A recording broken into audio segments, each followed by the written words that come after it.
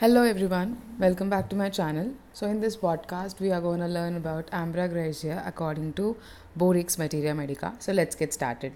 In the introduction, the discussion is being done about the constitution wherein Ambra grisea is useful.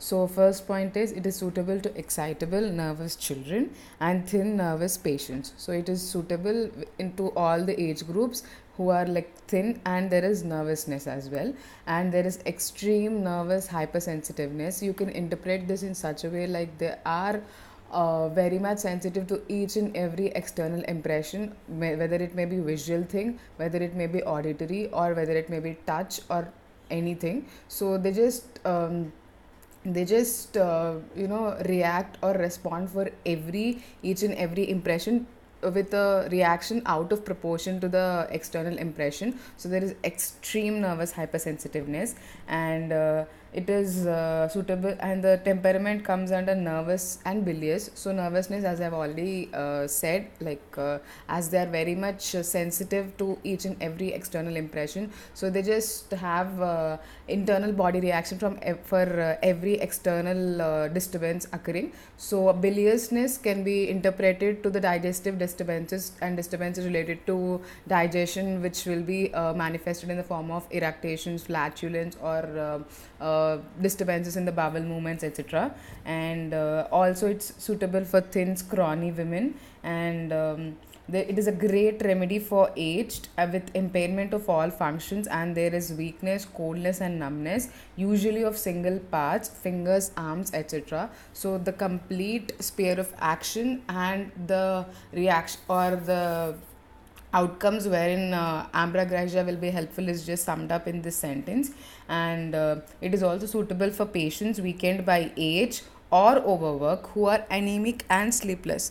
So sleeplessness and anemia are also can also be found in situations wherein Ambra grisea will be indicated, and the complaints are generally one sided, and music aggravates the symptoms. That is very important. So it can be understood in such a way like there is nervous hypersensitiveness, right? So music is like an auditory thing which is very much strong enough, and music is very powerful as it completely brings away your concentration to one auditory center. So the thing is, when the focus is more, the effect is also more. So music is something which grabs away your focus, right? So in such scenarios, the effect is much more, like the sensitiveness results in much more deeper complaints or much more excessive suffering for the patient. So generally music makes them sad. And coming to the mind, there is dread of people and desire to be alone. As there is hypersensitiveness, there is they fear touch, they fear sound, they fear the sight, everything. So desire to be alone. And music causes weeping, as it is already said, and they are very much bashful. They're very much shy and timid. They doesn't want to be along with people, as that can be interpreted or that can be understood because of the nervous hypersensitiveness. And they're very much hurried, and they're very much restless as well. So when you are hypersensitive, you will be hysterical always, you will be at the edge, and you're always alarmed. So yeah, that's the reason why for them time even passes slowly for this reason. And coming to the head, there is tearing pain in the upper half of brain, and there is senile dizziness. So as it has been already understood, that is useful where there is nervous debility, or due to overwork, that may be due to age as well. So this, in the old age people, when there is like dizziness, especially in the early morning, and with who are very much hypersensitive, you can think of Ambra grisea. And there are tearing pains in the upper half of the brain, and the hearing is also impaired. And coming to the stomach, there is distension of stomach and abdomen after midnight. So in the beginning, as it is already mentioned, it is a nervous and bilious temperament.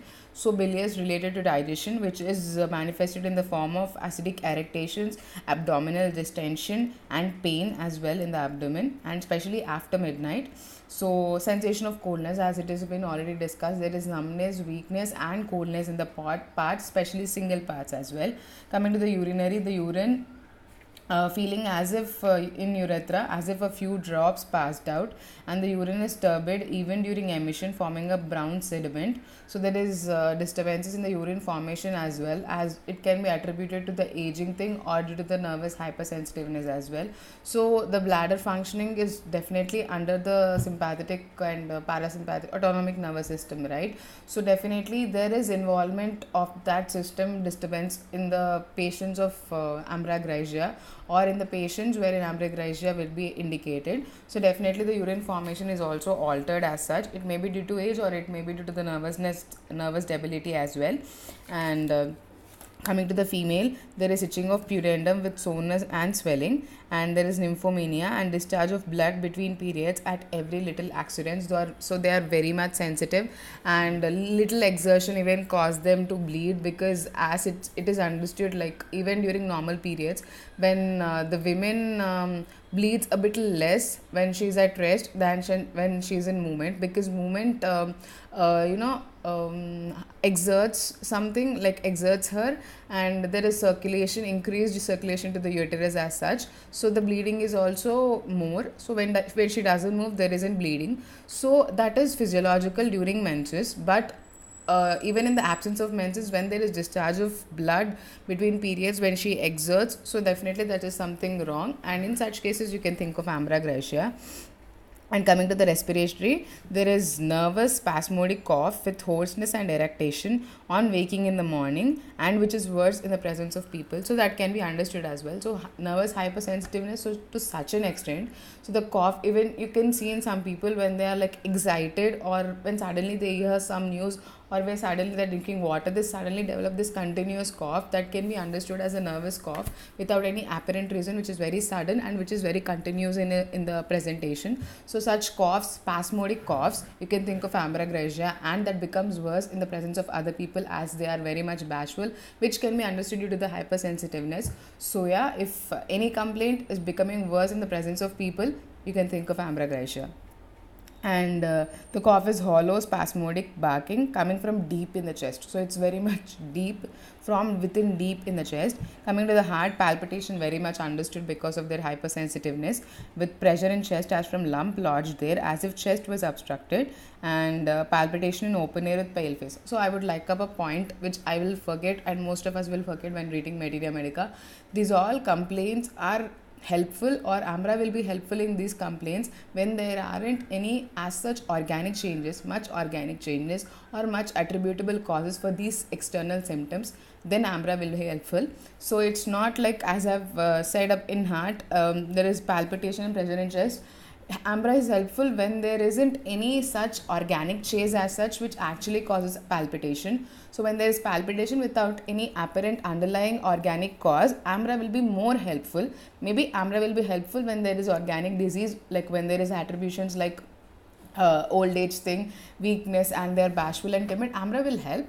But in the absence of organic causes, if we are capable enough to understand the symptom even without the underlying organic cause, then we can bring out the best of Materia Medica, and we can give the best of treatment to the patient in front of us. And coming to the sleep, cannot sleep from worry as expected, must get up, and they have very anxious dreams. And coming to the skin, there is numbness of skin and arms go to sleep. So as there is nervous hypersensitiveness, and there is as well as anemia, but there is weakness as well. So the skin feels as if it went to sleep, and arms also go to sleep. Extremities, cramps in hands and fingers, worse grasping anything, cramps in legs, so which can be attributed to the general weakness as well. And coming to the modalities, they are worse during music, which is very, very, very important symptom. Presence of strangers from any unusual thing, as I already said, they are very much hypersensitive to the visual thing as well. So if suddenly something, like if they watch an accident, they suddenly sometimes develop any complaints, you can think of Ambra. So the thing is, they are very much reactive, like they don't have a control over their thoughts, and they have this reaction in the body immediately if they see anything externally. So yeah, that is the extent of hypersensitiveness in Ambra. And they are better slow motion in open air, lying on the painful part, and cold drinks. So cold things yield some relaxation to the patient. So yeah, that's about Ambra grisea, and hope you had some useful insight about this drug while listening to this podcast. If you do like this video, don't forget to subscribe to this channel and give this a thumbs up. It will encourage me to work much harder so that I can give you the best of the things, Materia Medica, and the best possible presentation, which is understandable to everyone out there who are hoping to understand Materia Medica in the best, easy, understandable way. So yeah, that's all my whole and soul intention in starting this channel and also maintaining this. So please don't forget to subscribe to this channel for the more such informative videos on different Materia Medicas. So let's all together learn homeopathy and start healing patients with homeopathy, so that we can give them easy, rapid, gentle cure in the best possible way. And thanks a lot for listening to this podcast. Have a great day. Bye.